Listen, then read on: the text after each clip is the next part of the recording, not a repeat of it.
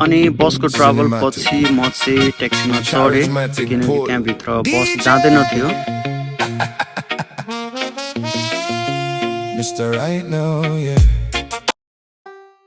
अनि म चाहिँ अफिस पुगेर मेरो कामसाम सकेर म फर्किएँ।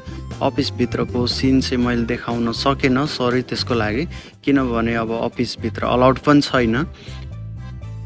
अनि मसँग चाहिँ एउटा मेरो साथी आएको थिए, अनि उनी चाहिँ आफ्नो फेस देखाउन चाहिँ मानेको थिएनन् किनकि उनलाई लाज लाग्थ्यो होइन।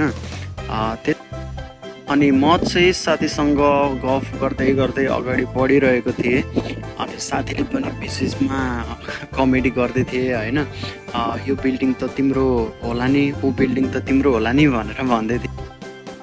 अनि मेरो साथी चाहिँ एकदम धेरै कमेडी टाइपको थिए कि, अनि त्यस्तै कुरा गर्दै गर्दै अब अगाडि बढिरहेको थिएँ। उनले अब सोधिरहेको थिए त्यो बिल्डिङ तिम्रो होइन, यो बिल्डिङ तिम्रो होइन भनेर। अनि मैले पनि अब दुई चारवटा गफ लगाइदिएँ, मेरै हो बिल्डिङ, अब मेरै प्रोपर्टी हो भनेर भनिदिएँ। अब भन्नुमा त अब केही पैसा लाग्दैन नि त।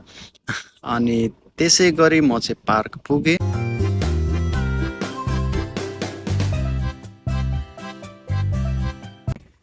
ल साथीहरू, म चाहिँ होइन अहिले चाहिँ रेस्ट गर्नुको लागि यता पार्कमा आएको छु।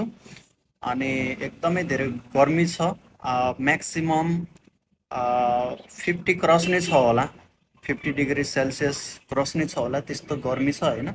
त्यही भएर म यहाँनिर एकछिन रेस्ट गर्नुको लागि अब आएको होइन। हजुरहरूलाई बिहानदेखि मैले सिटीहरू देखाउँदै थिएँ। यहाँ हेर्नुहोस् न कस्तो राम्रो पार्क हो कि होइन। यहाँनिर एकदम राम्रो बनाइदिएको छ कि बस्नको लागि। अनि यो गार्बेज डस्टबिन हो होइन। ल साथीहरू, आज चाहिँ तपाईँहरूलाई मैले आबुधाबीको पुरै सिनहरू सबै देखाएँ होइन। त्यसै गरी अहिले एकदमै धेरै गर्मी भएर म यहाँनिर बस्दैछु। अनि यति भन्दै होइन मेरो यो मिनी ब्लग पनि म यहीँ इन्ड गर्न चाहन्छु। यति भन्दै धेरै धेरै धन्यवाद हजुरहरूलाई। अब हजुरहरूसँग नेक्स्ट भिडियोमा भेटौँला। Okay, bye bye, see you.